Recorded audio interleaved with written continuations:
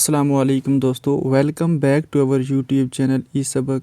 तो दोस्तों, my self अमरेज, तो मैं आपके लिए लेकर आया हूँ माइक्रो ऑर्गेनिज्म का पार्ट 6।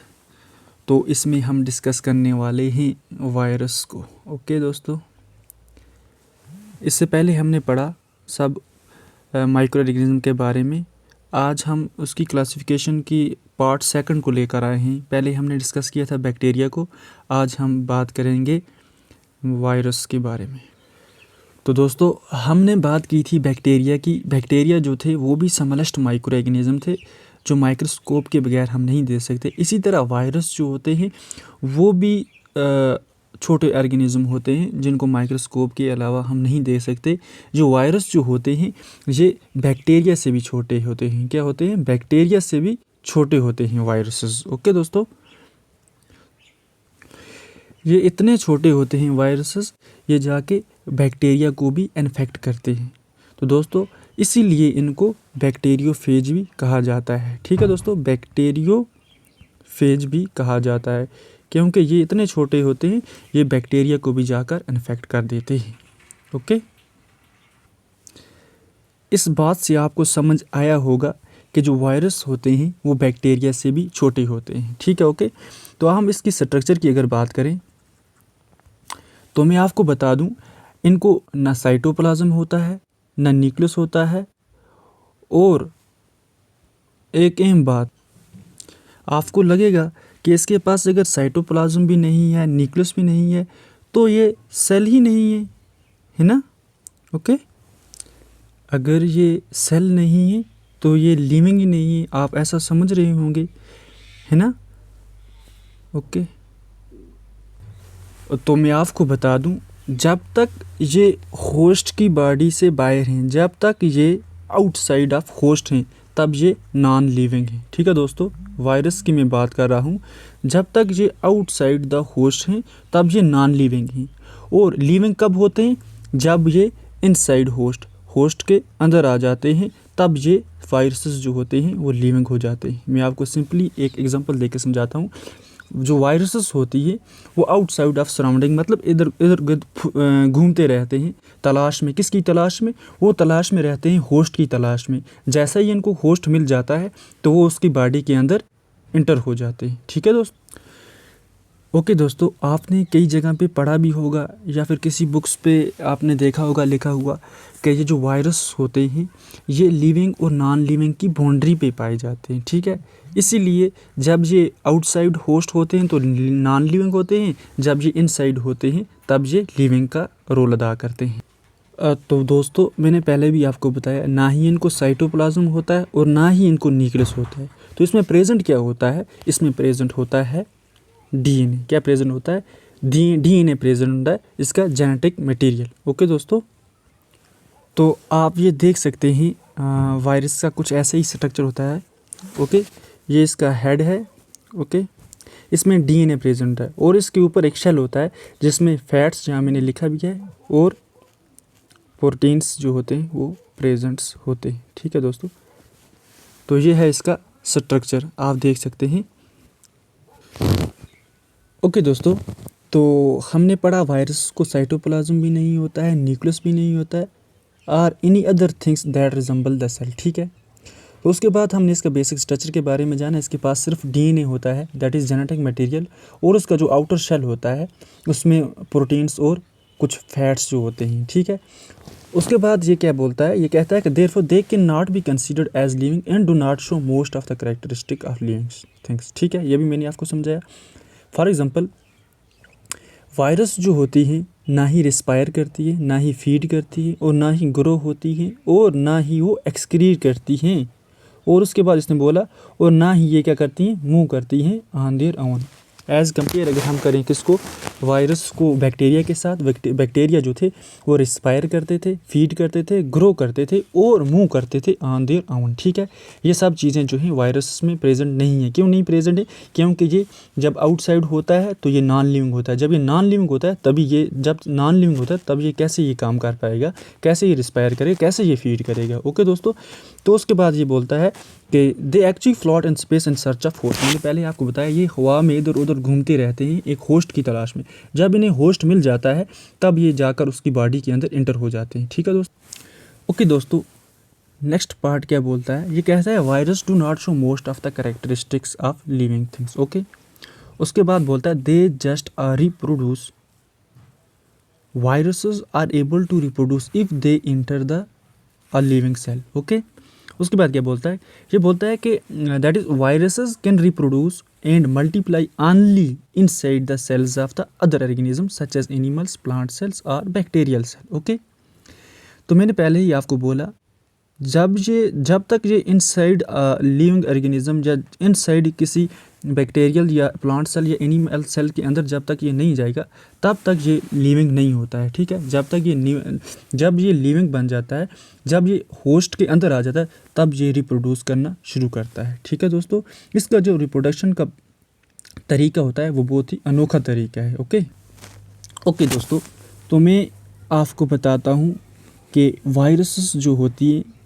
ये कैसे रिप्रोडक्शन करती हैं, कैसे रिप्रोड्यूस करती हैं। फॉर एग्ज़ाम्पल मैं एक होस्ट सेल तैयार करता हूँ। ओके, ये एक होस्ट सेल है। फॉर एग्ज़ाम्पल आप एग्ज़ाम्पल लिख लो। उसके बाद मैं आपको दिखाता हूँ वायरसेस जब होती हैं, जब एक होस्ट को तलाश कर लेती हैं। फॉर एग्ज़ाम्पल ये एक वायरसेस है, ठीक है, इसने जब इस होस्ट को तलाश कर लिया तब ये क्या करता है, सेल मेम्ब्रेन के ज़रिए ये इंटर होता है होस्ट सेल की बॉडी के अंदर। ठीक है, जब ये इसकी बॉडी के अंदर इंटर हो जाता है एक वायरसेस, तो फिर ये क्या करता है, तो ये हाईजैक करना शुरू कर देता है किसको, होस्ट सेल का। सेल जो होते हैं वो प्रोटीन बनाते हैं। ठीक है, इसकी जो सेल फैक्ट्री, प्रोटीन्स फैक्ट्री होती है होस्ट सेल की, उस पे ये इसको एक हाईजैक करता है। उसके बाद ये क्या करता है, एक होस्ट सेल को ये अपना काम देता है।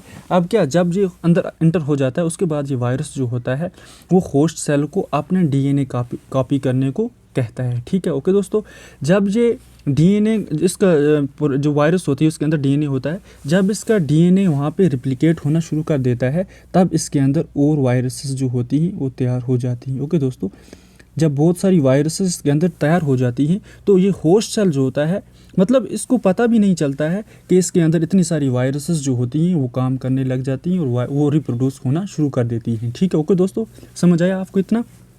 उसके बाद ये क्या करती हैं वायरसेस, जब ये इस पे पूरा काबू पा लेती हैं होस्ट सेल पे, तो उसके बाद ये जो सराउंडिंग सेल्स होते हैं, ओके, ये जो सराउंडिंग इसके पड़ोसी जो सेल होते हैं ये बाहर निकल के इनके अंदर क्या करती हैं, इंटर हो जाती हैं और उसके बाद सेम प्रोसीजर वहाँ पे भी करती हैं। ठीक है, इस तरह से इनकी रिप्रोडक्शन जो होती है वो स्टार्ट होती है। ठीक है दोस्तों, तो इस तरह से वायरस जो होते हैं वो रिप्रोड्यूस होते हैं आउटसाइड भी। ओके दोस्तों, तो ये हम पढ़ लेते हैं। उसके बाद क्या है, वायरसेस जो होती हैं वो हाईजैक करती हैं host body cell by entering through cell membrane and take over protein building structure of host cell and force them to replicate the virus DNA.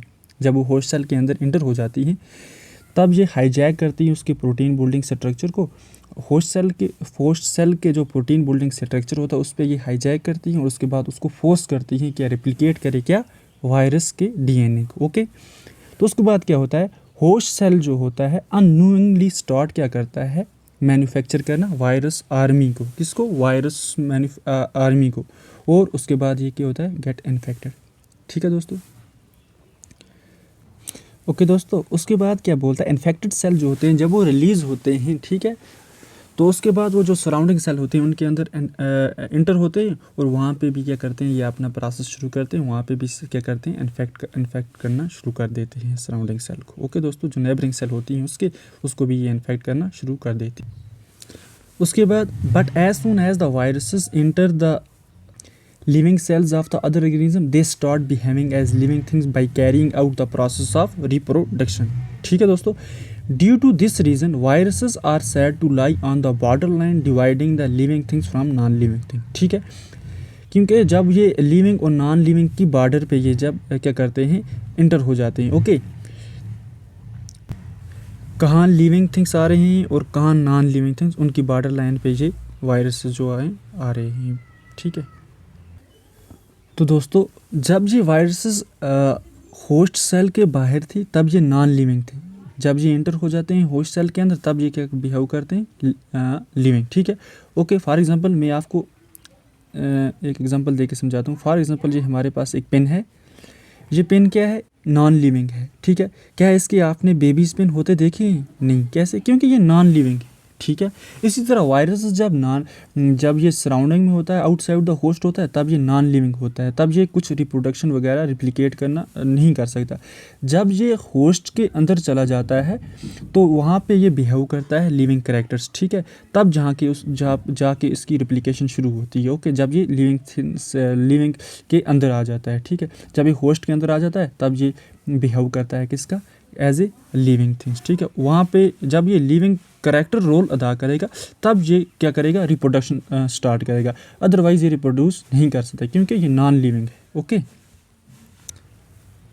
Next क्या है, नेक्स्ट बोलता है viruses are the agents of diseases. Okay, viruses cause a variety of disease in human beings, other animal, in plants also. ठीक है, अगर इनकी हम example देखें जैसा कि human diseases such as common cold, influenza, measles, polio, chicken pox, small pox are all caused by viruses. Okay, एक minute.